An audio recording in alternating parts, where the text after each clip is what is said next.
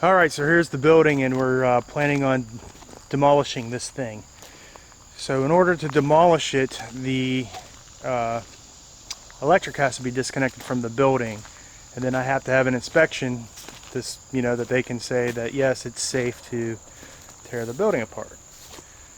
Well, in order to do that, I would be without power on my construction site, so I need to install a temporary pole. So I tried to call an electrician and get him to come out and put in a temporary pole for me. That was a pain because I asked them about it, got a call back 2 days later. They said, okay, I'll let you know what my schedule is. And they never got back to me, and I don't feel like dealing with calling 30 different people and waiting days and days and days to get a response. It's just not the way I do business. So I went ahead and got myself my 16-foot 4x4. I got an electric box and some wire. We're going to make up our own pole, because that's how I do things. I'm not going to wait for someone else to maybe call me back and do me a favor when I'm trying to give them good money. I'll just do it myself and save a couple bucks. And then I'll sell it when I'm done, and hopefully we'll break even on the project.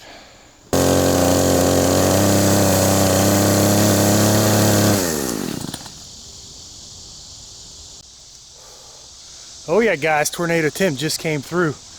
I just knocked down a bunch of trees trying to clear up this area around the power pole, and man, it's a lot of hard work. As you can see, I'm totally drenched. I've been doing this for probably, I don't know, 2.5 to 3 hours.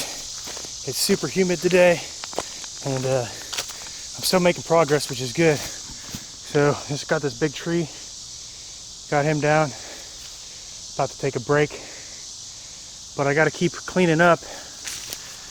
You can see there's a little ditch kind of runs along the property. I'm just trying to clean up everything on this side of the ditch.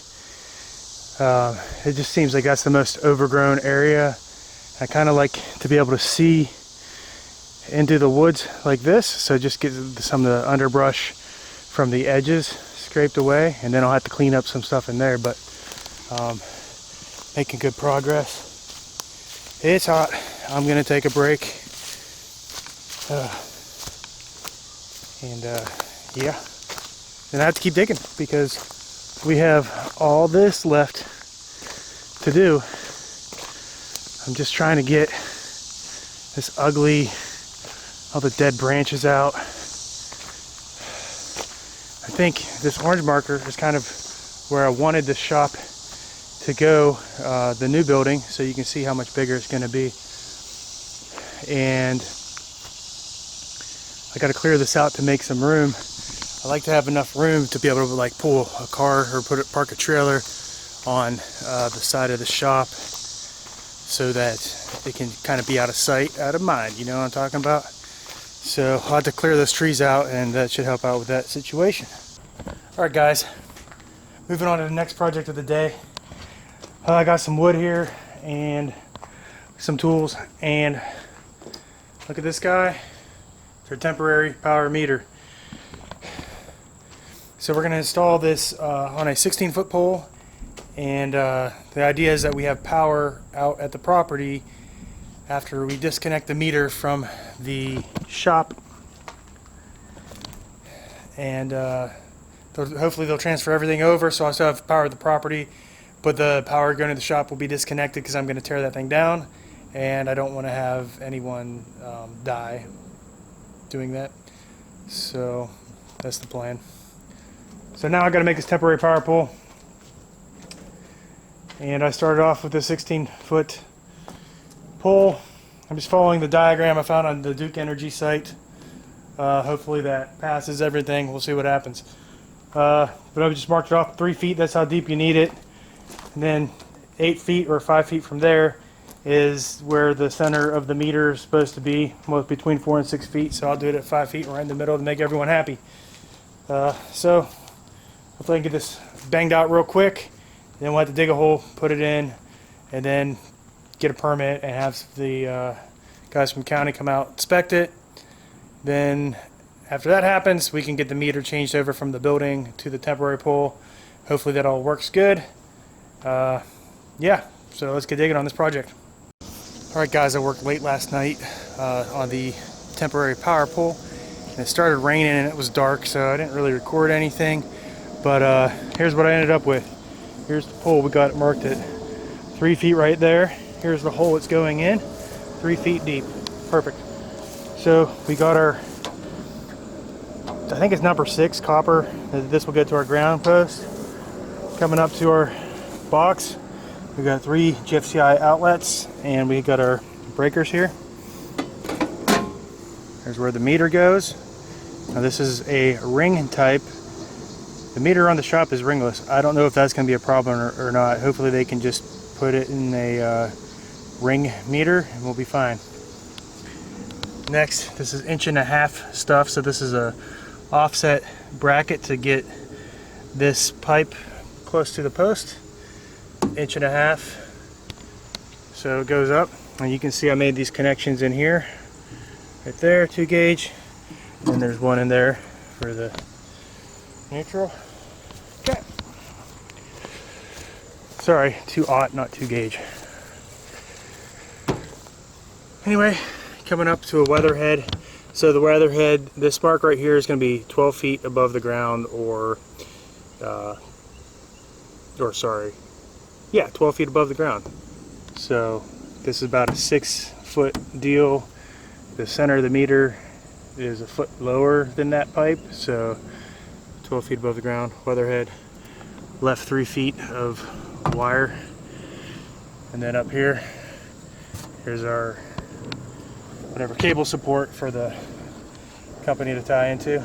So let's throw this bad boy in the hole.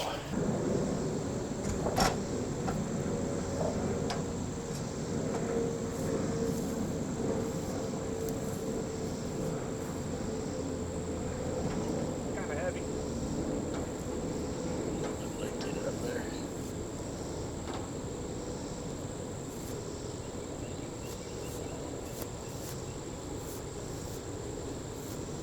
Yep.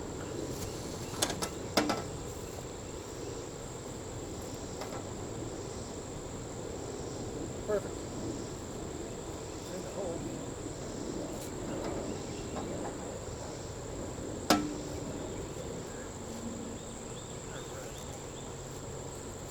Well, there we have it. Now we just gotta backfill it, tamp it in real good, and then set up a brace. So I don't think we technically need a brace because we're 3 feet in the ground and it's less than 30 feet from the pole. Might just put a brace in to be safe and happy about it. So, all right.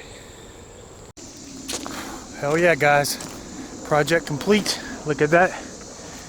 Temporary power pole is up. The hard thing that I had to do, I didn't really talk a whole lot about, was pound in the 8-foot ground rod with this hammer.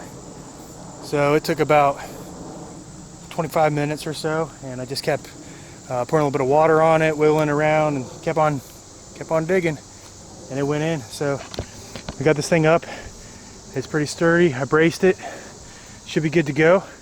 But the only thing I'm worried about is if that meter box is right. That's the meter box I picked up, and I didn't even realize, me not being an electrician or anything, I didn't know if I needed the ringless or ringed meter box. So anyway, this is the one I picked up. It won't be too big of a deal if I have to swap it out, but I'd like just to have the project complete. Next step is to file for a permit and have them come out and inspect it and tell me that's safe, and then I can schedule the electric company to come out and switch over the meter from that building to here, so we can disconnect the underground wires that go to the shop, so I can tear down the building and be safe to kind of move this dirt around a little bit in this area however I please without worrying about danger. That's my well there, if I didn't mention that earlier. So why did I pick this area? If it's not obvious, the area over here is all under construction.